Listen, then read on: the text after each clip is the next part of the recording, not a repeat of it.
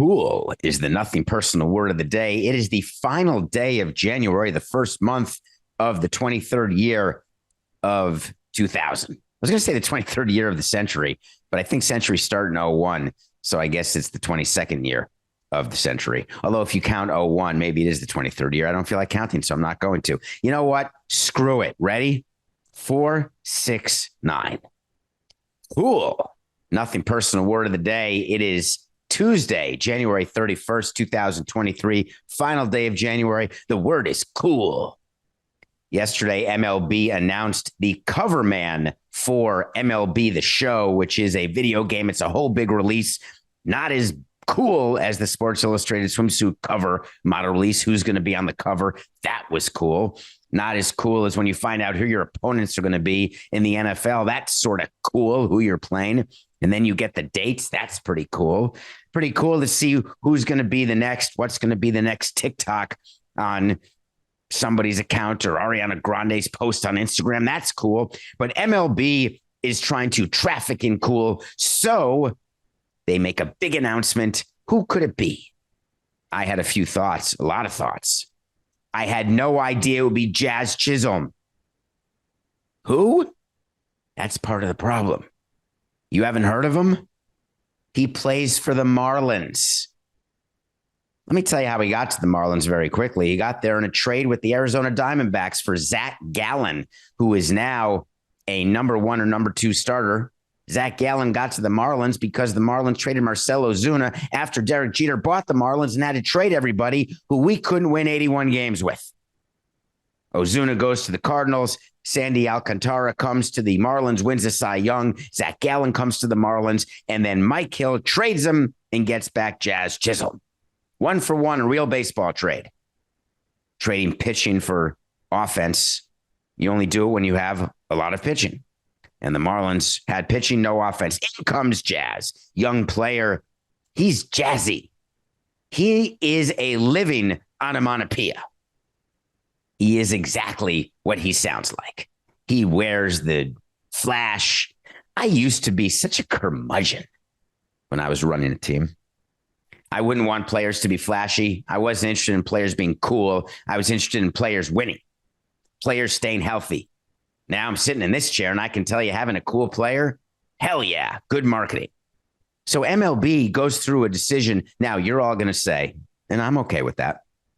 You're going to say MLB had nothing to do with this. This is some sort of PlayStation PS3 game. There's no way there's even a conversation with MLB or the Players Union. Let me tell you a thing or two about how this works. You think that MLB was waiting for the unveil? They're wondering, who is it going to be? You think the Marlins didn't know who it was going to be? Of course they did. When we were on the cover of Sports Illustrated, I don't mean after winning the World Series, which we were, but before we opened the ballpark, we had Ozzie Guillen and Jose Reyes on the cover of the Sports Illustrated. We once had Dontrelle Willis on the cover of Sports Illustrated about climate change. You got to milk that. You're using that as a great marketing tool, hoping that you can sell tickets. But why would MLB want Jazz on the cover? Because MLB is desperate to try to promote an English-speaking black cool person.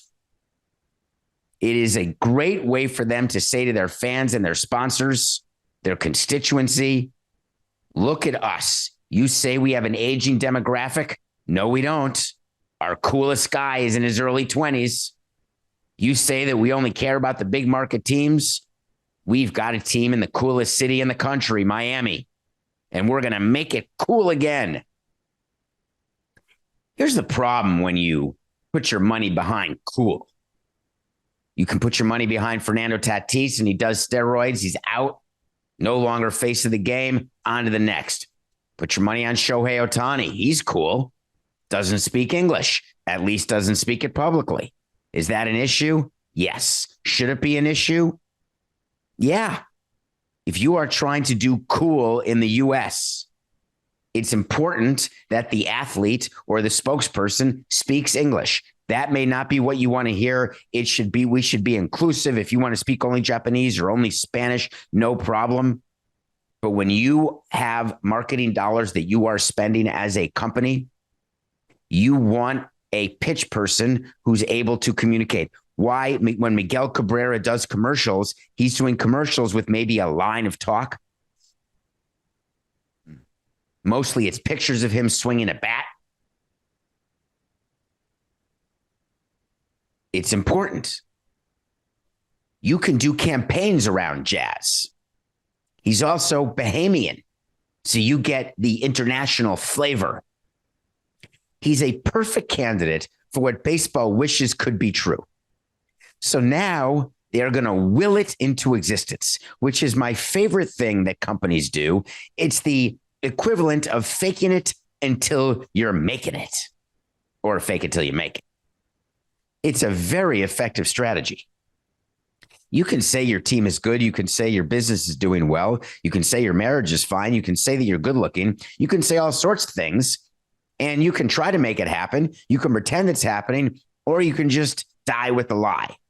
That's when faking it till you make it, you never make it.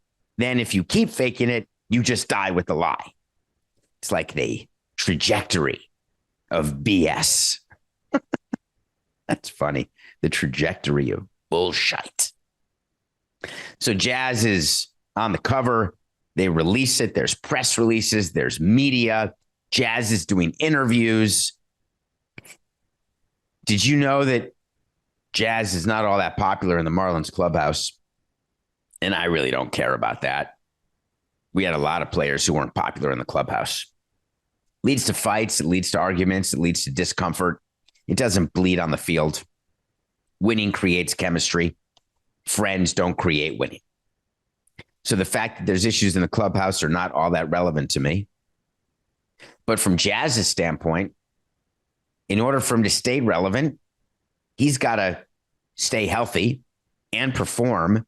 It doesn't matter that the Marlins only draw 10,000 fans a game. It doesn't matter that Jazz on the cover and being really cool is not going to sell a season ticket. It's one of the great misnomers in sports business that having a player sells tickets. When a player does something spectacular, no one was buying season tickets because of Aaron Judge. When Aaron Judge was going for 62 home runs, there are more tickets being sold at the end of that.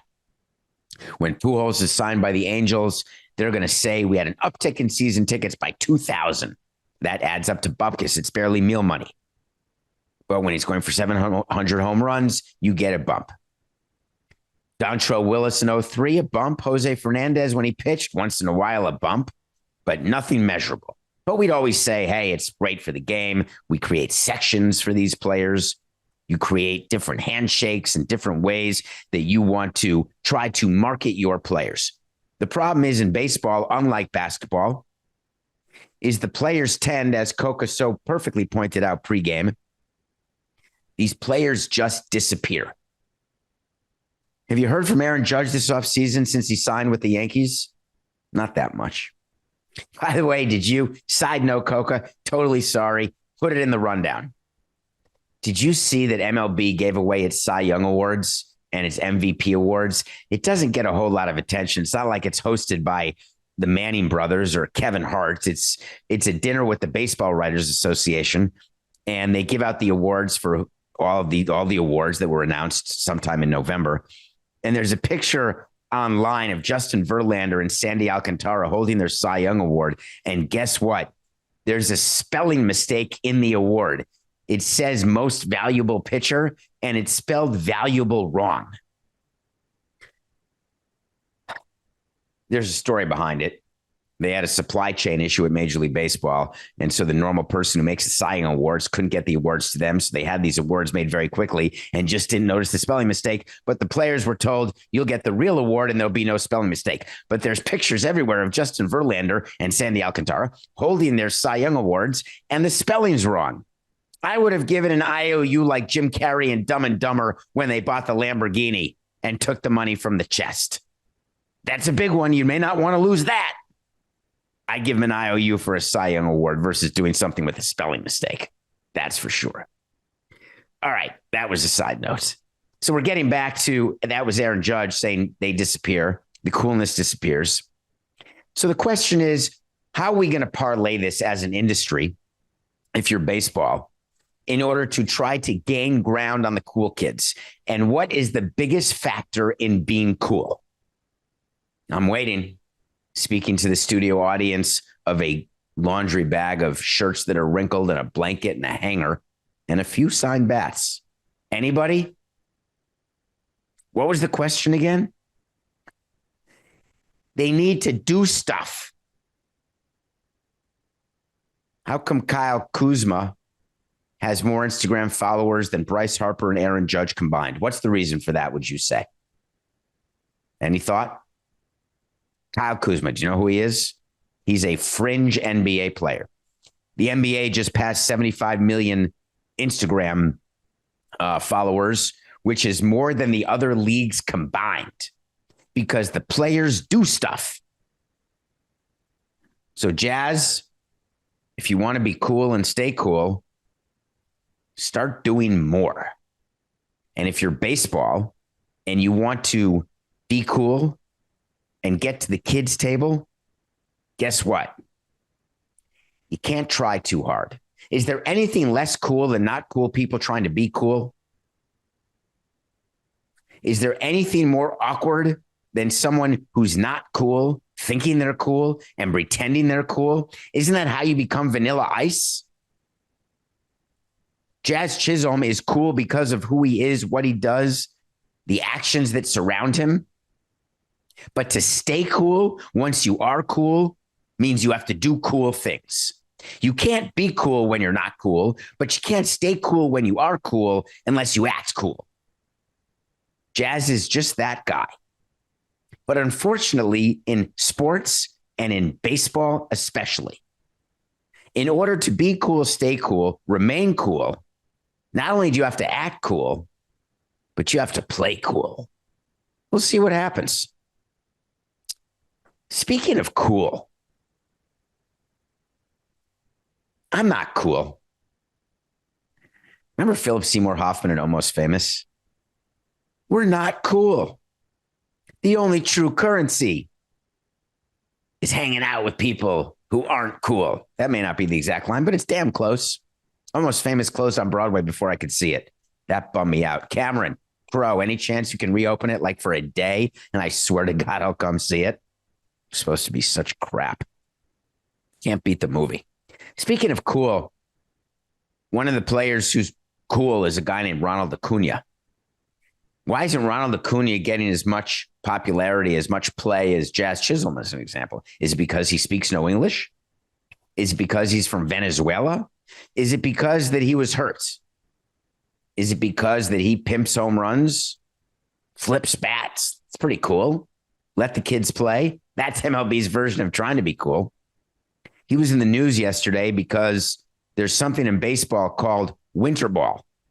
Winter ball is what players do off season who are fringe players who are trying to get reps, get at bats because they're bench players or minor league players in Major League Baseball. And they want to go into spring training without a break, having not rested at all, thinking that that will give them a better chance to make a team, sign a contract, have a good spring, and be on a team come March 30th.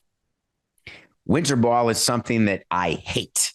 And the reason I hate it is very simple. I don't want any of my players playing winter ball because I can't see them. I can't understand their use. I worry about injury.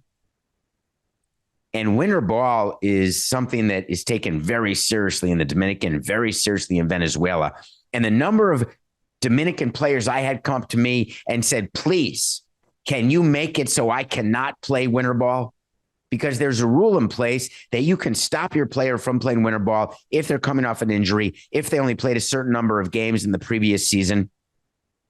You have the ability to say, no, there are certain players where you don't have that ability and you counsel them to not play. But the pressure that comes from these countries for their players to play for their countries in winter ball, and I'm not talking World Baseball Classic, I'm talking a winter ball league where you go play for a team and they play each other and then there's a championship, etc. And the best major league players, imagine this in Major League Baseball, the best major league players can just show up for a team, decide where they're going to play, and just play like a game. The equivalent would be if the Nets are playing the Lakers in the NBA Finals and Luka has been eliminated. And Luka says on a random Tuesday, game 3, you know what? I feel like playing for the Lakers today. That would be a rule change, wouldn't it? Every World Series team can choose one player from another team, add them to the team. We'll worry about payment and insurance later. And that player gets to do it. Wait, why is that a bad idea? I guess that'd be an all-star team. But you only have one player. Would you choose a pitcher? Hell yes, I would. I would choose a lockdown starter. Even though they would not have pitched for a month through October because you can only do it for the World Series. Where's Jason Stark? Let's talk about a rule where you can just bring a player on because that's winter ball. Acuna shows up, plays one game, and says, we're good.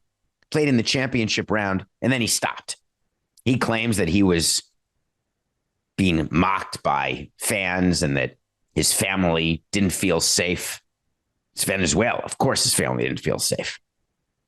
We wouldn't let our scouts go to Venezuela. It's not safe. We didn't want our Venezuelan players going back to Venezuela during the offseason. Can't stop them, but we didn't want them going back. All you do is worry when you run a team. Tired of that. Now I only worry about Coca. Just to worry about everybody. So Acuna comes back, plays a game, and then leaves again. And then he starts talking about the World Baseball Classic. The World Baseball Classic was a tournament that's starting just in a couple weeks that was invented by Major League Baseball in order to fill the gap when baseball got eliminated as an Olympic sport. Yes, baseball got eliminated as an Olympic sport. It's back, but it got eliminated for a period of time. And we spent countless hours in meetings trying to figure out what to do. And people came up with this tournament. Let's do a preseason tournament where we get all the countries together. All the best players will play, and it will be just like the World Cup. It'll be super popular. We're going to be able to generate X millions of dollars in broadcast revenue. Everything's going to be great until the owners raise their hand and say, excuse me, Mr. Commissioner Bud Selig, I don't want my player playing in the World Baseball Classic. Why not? Because he's going to get hurt. Because pitchers aren't ready to go in March. We'll get him to spring training early. They'll be fine. Nope. Don't want to do it. There's something called the MLB International Committee where the owners are in charge of making money from MLB International, getting TV rights from around the world, getting the games played internationally, like the London games and the Mexico City games, etc. And the way you're on that committee is when you are pro international expansion of your game. And there'd be people on the international committee, yes, I'm talking to you, Jerry, who would raise their hand and say, I don't want my player playing in the World Baseball Classic. And we'd say, hey, you're on the damn committee. Every player from every team represented on the committee, you must make them available. But we changed the rules where we can have exclusions, and we made rules of where we can say no, where we can say yes. It's very hard to grow the game when you don't have the cooperation of the owners and the players. There are many players who don't have an interest in the international side of the game, but there are a lot of international players who have great interest because it's their hometown or they understand what it means to be cool. But Ronald Acuna said something about the World Baseball Classic, and he said something about winter ball that is absolutely true, but we don't like it when players say it. He said that it's really going to be up to my team and what they allow me to do. If they want me to play in the World Baseball Classic or not, I'm going to have to speak to my team. True statement, but shh. The owners of the Braves, well, Liberty Media is the owner of the Braves. They really don't care. But Terry McGurk, president of the Braves, he doesn't want to get in trouble with Rob Manfred. They're thick as thieves. They're not going to get in trouble in that case. But they don't want to be responsible for players not playing. They don't want to be the ones who are publicly flogged for not letting players play. My view is we always had to be the shield for players, and I was totally fine with being the meat shield. When there were players who didn't want to play winter ball, we would say we won't let that player play winter ball. When there are players who didn't want to play the World Baseball Classic or in the All-Star game, we would be in favor of being helpful to those players. I disagreed with it. I wanted my players playing the World Baseball Classic, and I wanted them playing the All-Star game. I didn't want them playing winter ball. The reason I was okay with World Baseball Classic is Major League Baseball controls all the World Baseball Classic teams, including Cuba. Little known fact there. We control the usage of every single player on every single team who is a member of our organization. So if we have pitchers playing for DR, for Venezuela, for the Netherlands, I don't care who. We had a guy named Rick Vandenher playing for the Netherlands. We know exactly, because we're telling the manager of Netherlands and the pitching coach how many innings we're going to allow our pitcher to pitch and how many pitches we're going to allow. I don't care if it's the finals. I don't care if it's a win and you're in or losing your out game. None of that matters. I will tell you what we're going to do. But when players say to us, hey, we'd prefer to pass, we're happy to stand up and do it. But in a sport like baseball, where you're trying to traffic in cool, you're trying to promote players who speak English, but you're also trying to promote players who don't in the countries where they are, trying to get them to be popular. You need them playing on these stages. So the constant push and pull that exists is a major, major problem for Major League Baseball, and it's not going away anytime soon. I'm going to give you a wait to see here, Coca, on this. With Ronald Acuna and the whole winter ball saga, I believe that the Braves are not going to let him play in the World Baseball Classic. He has not been announced as playing. He has not been announced as not playing.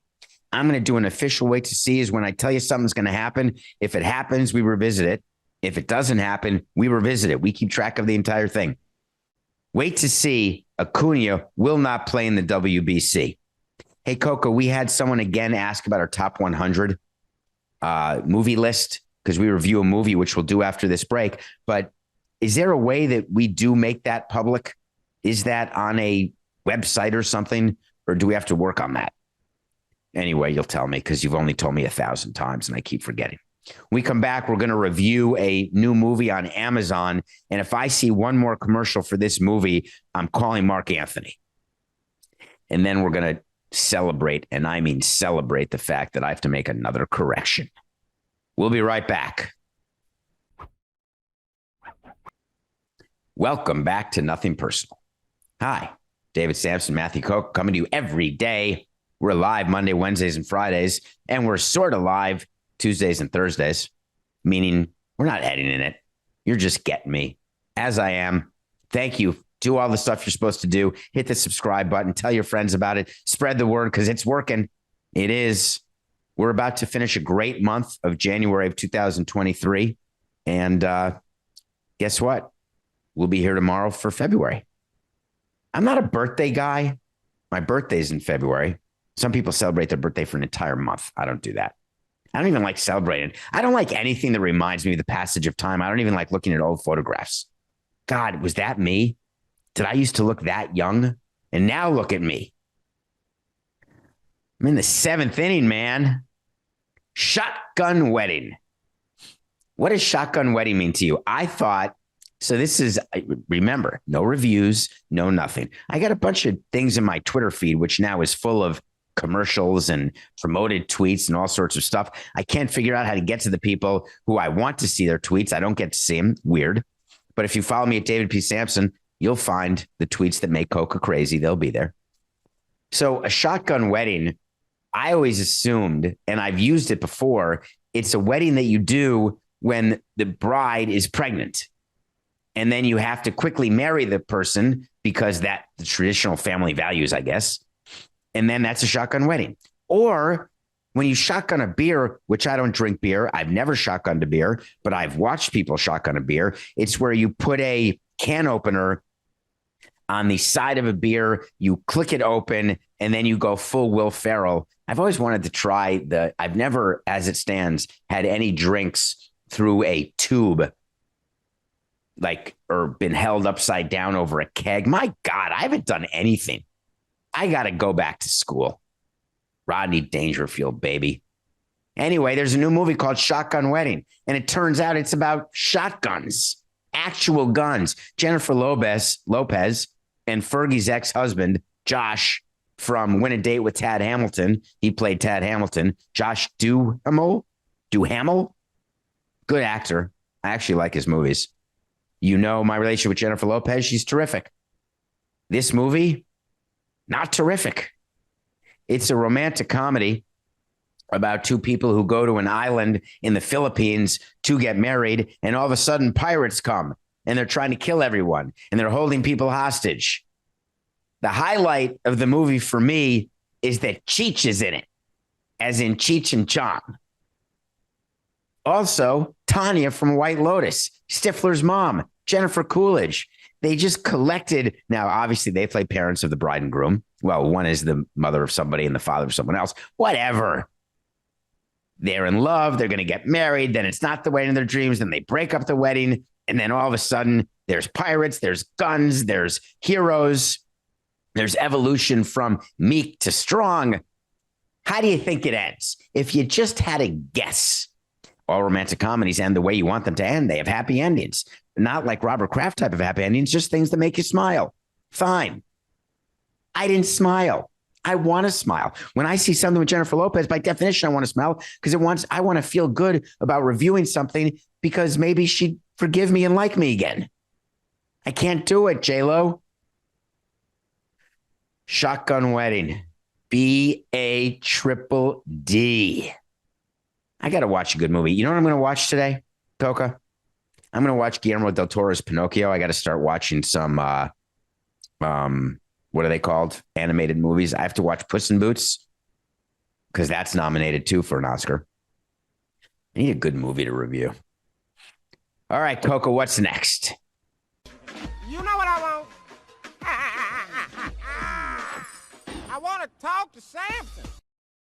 So you want to talk to Samson. Thank you to one of the listeners out there who told me that Half Baked is now available for free on Amazon Prime. Hell yeah. I don't think I realized that. I think I've always done the $3.99 or the $1.99 or $2.99 to watch it. It's a movie. There's a character named Samson. If you want to talk to me, get inside of my Twitter. Ask a question. Here it goes. Should I have been off camera for that, Coca? If you're not watching on Nothing Personal with David Samson YouTube channel, you're missing a struggle man today. I'm on the struggle bus. I got woken up at 2:45 by waking up. I'm not going to tell you why I got woken up, but it was not a great reason. There are great reasons to be woken up. Not many in the middle of the night. Could not go back to bed. Nose is running. I'm coughing like crazy. And I realized that I can mute it like this. So that muted it, but I can't cover the camera. Wait, let me try that. Hold on. Ready? Did you see that? Hope all's well, David. Not that great at the moment. The Blue Jays have recently announced changes to their home run fence, and I'm wondering how approval works for this process. How much can teams favor their player strengths? Do they have to give reasonable explanation for their dimension changes? Love your show. Maybe not today's. And thanks for what you do. You're welcome. Let me start with the easy one.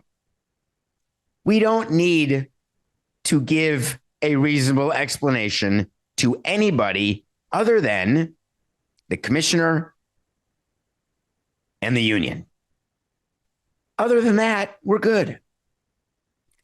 Here's how this happens. Players complain. Players want to be on highlight shows and recap shows. They want to be able to have low walls so they can climb over the wall and make catches. Players want to be able to hit home runs because they get paid for home runs. They don't want their balls dying on the warning track. They don't want to be subject to the whims of whether it's a juice ball or a dead ball, a heavy ball or a light ball. They want to go yard because chicks dig the long ball. You see that there was an entire generation of stadia built with the theory that pitching and defense wins rings. I may be old. I may not be the sharpest tool in the shed, but pitching and defense still win rings.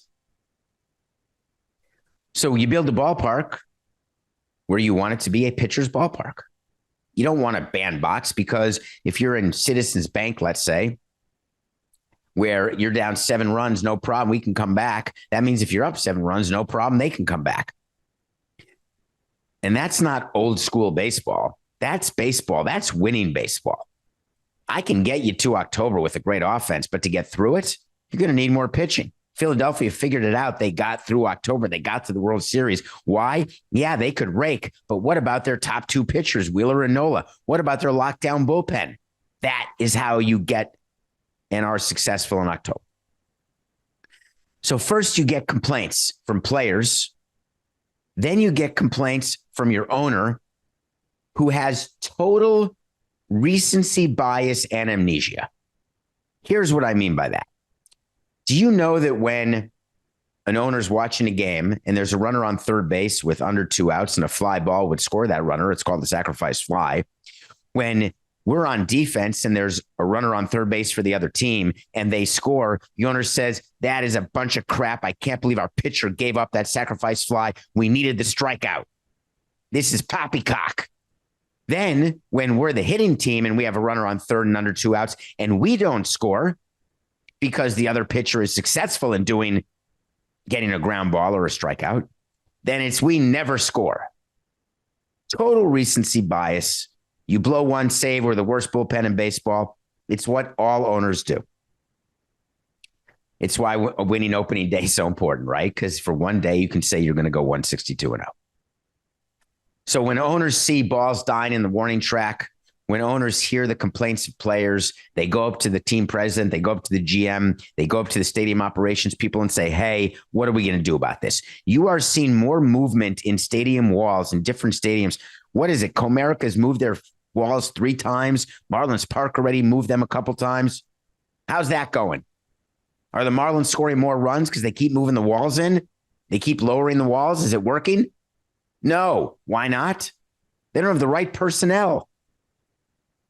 It pisses off pitchers, and it doesn't make your team better. What do you think? Toronto looked at Guerrero and Bichette and Biggio, and they said, hey, I got an idea. Let's move them walls in. We're going to get them to rake. What about Pete Alonso, who said last year MLB is trying to make sure that good offensive players play with dead balls so they don't get good offensive statistics? That is the opposite of what's happening. We are fine with players getting good offensive statistics. Please. That's why we're moving in the fences, wanting you to get better offensive statistics. However, what the Blue Jays are doing is bizarre to me because the game, with the changes that are going to happen with the pitch clock, number of throws over to first base is going to help the running game. There's a limited number of pickoffs. We're going to go through all this later in March before the season starts, or maybe before spring training games start. There's going to be a bigger premium on contact, a bigger premium on gap hitters. There's going to be a renaissance for singles, doubles, and triples. That is the hope for Dr. Theo and his fixing of the game. And if that's the case, I would think Toronto would want to keep the fences back, because when the fences are back, you have a better chance to get it over the outfielder's head. You have a better chance to fill the gap and shoot the gap and keep runners going around. That's the type of team that you may want to build. But alas, the Blue Jays decided that they were going to move in their home run fence. Their pitching staff can't be happy. Their position players are pretending to be happy. But at the end of the day, it'll get measured by how the team does in the American League East. When the union and the commissioner's office come to your ballpark and look and approve the new dimensions, because you have to tape them out. You have to go out onto the field. They walk on the field during the offseason. You've got like the yellow tape of a crime scene showing where the fences will be. You've got all these computer programs which show all the home runs that were hit in the ballpark by both teams, where the doubles were, where the triples were, how many more home runs you'll get, how many fewer home runs you'll get, et cetera, et cetera. You go through the whole thing. They look at it, their eyes cross, and they say, we're going to South Beach. And then they approve it. Do you think the Nets would cover the spread last night? Were you worried watching that game without LeBron, without AD? Did you think it Nets -9 without Durant? Were you worried?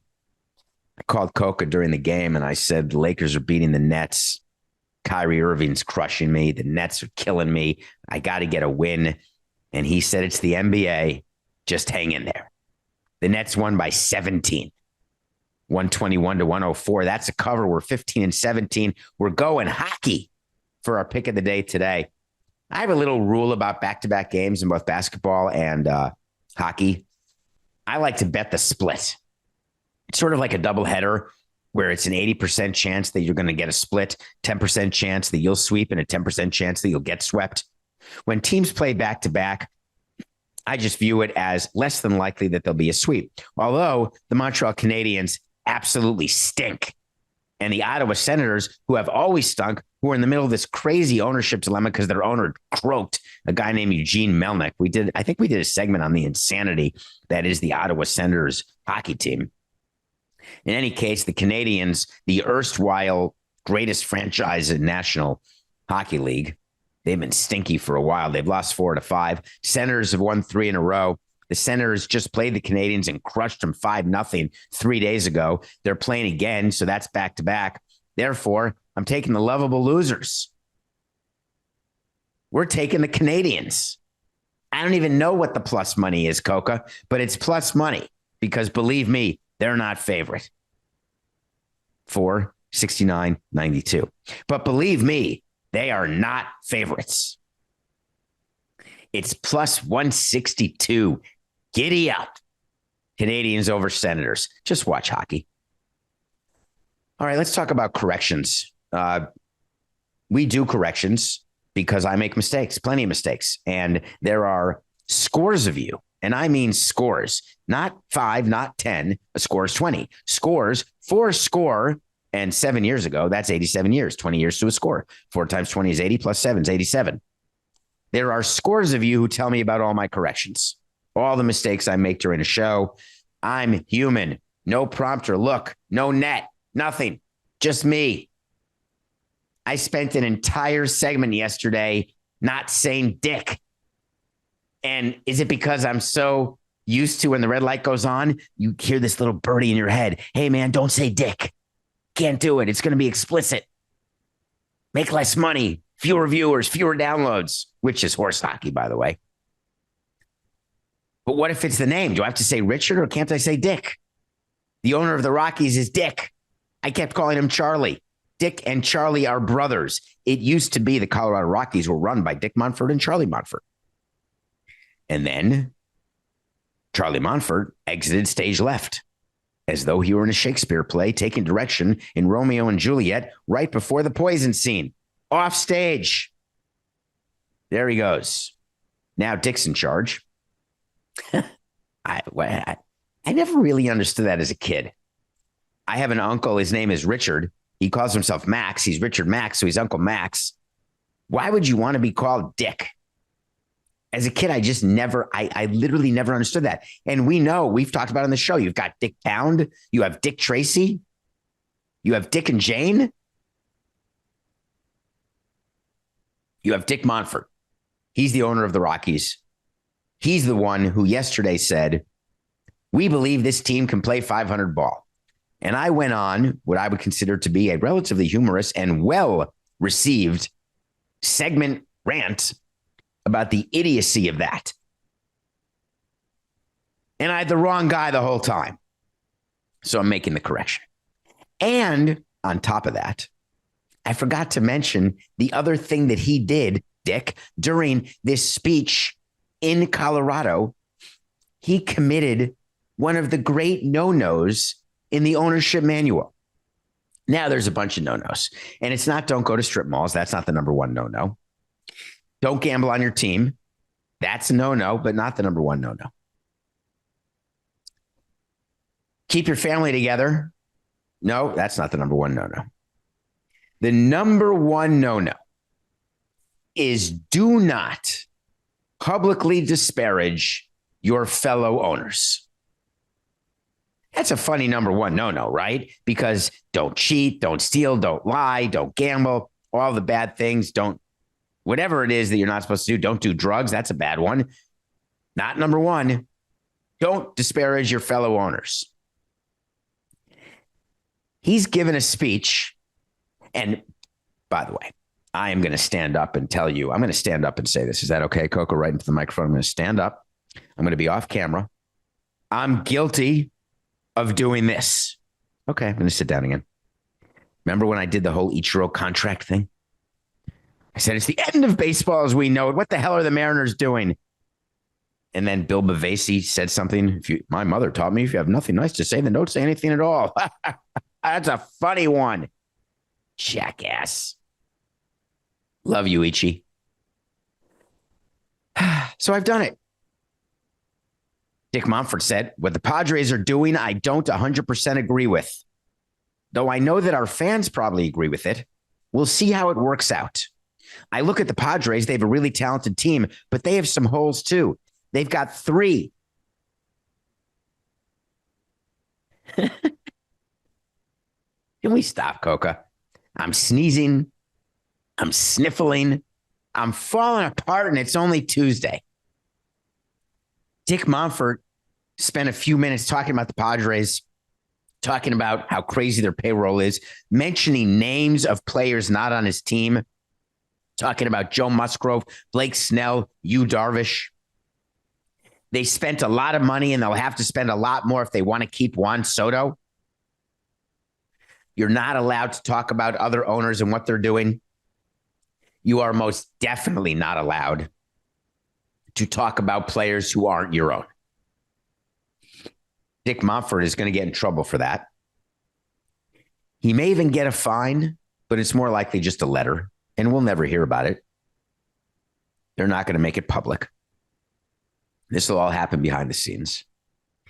But it brings up an extremely serious issue that's going on in baseball right now, which is for the first time in many, many years, and it really started during COVID. It got serious during the CBA negotiation, and now it is bubbling over, and it manifested itself with the Mets letting Correa go to the Twins over $40 million.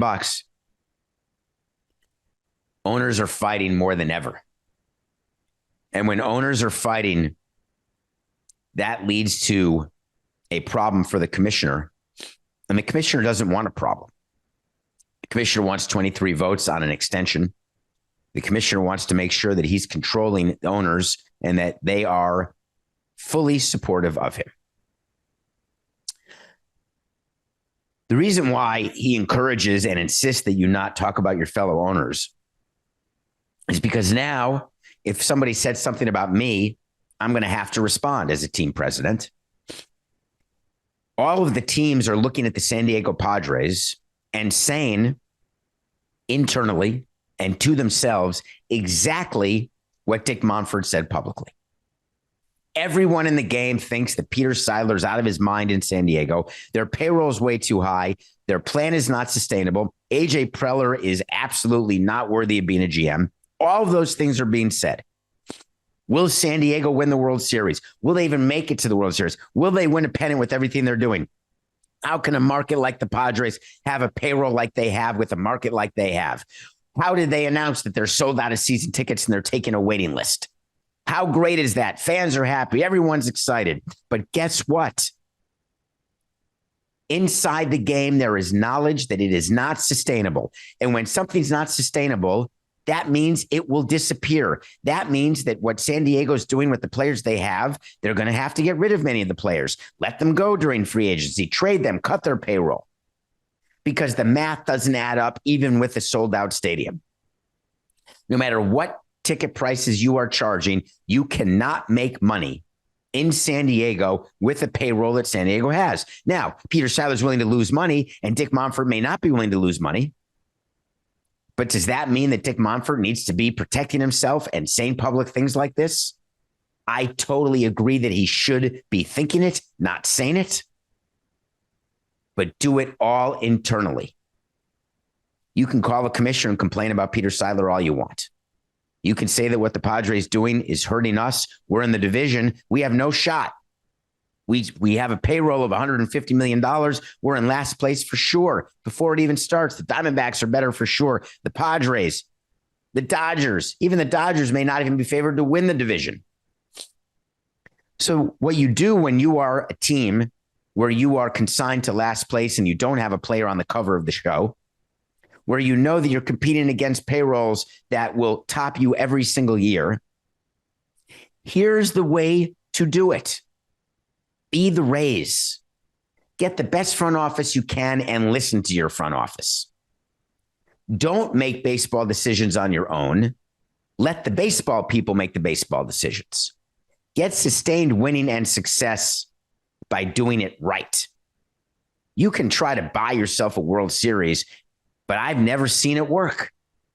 The Padres are trying to do just that, and Dick Monfort would have been better suited by saying nothing, because we're in February starting tomorrow.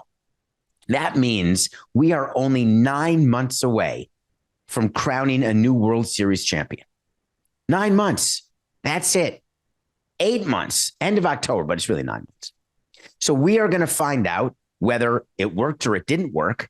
And then the fans will say it for you. The media will say it for you, and you will get the last laugh. Then you go to the next owners meeting.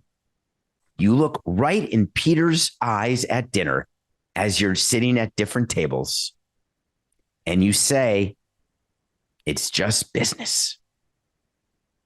This is nothing personal.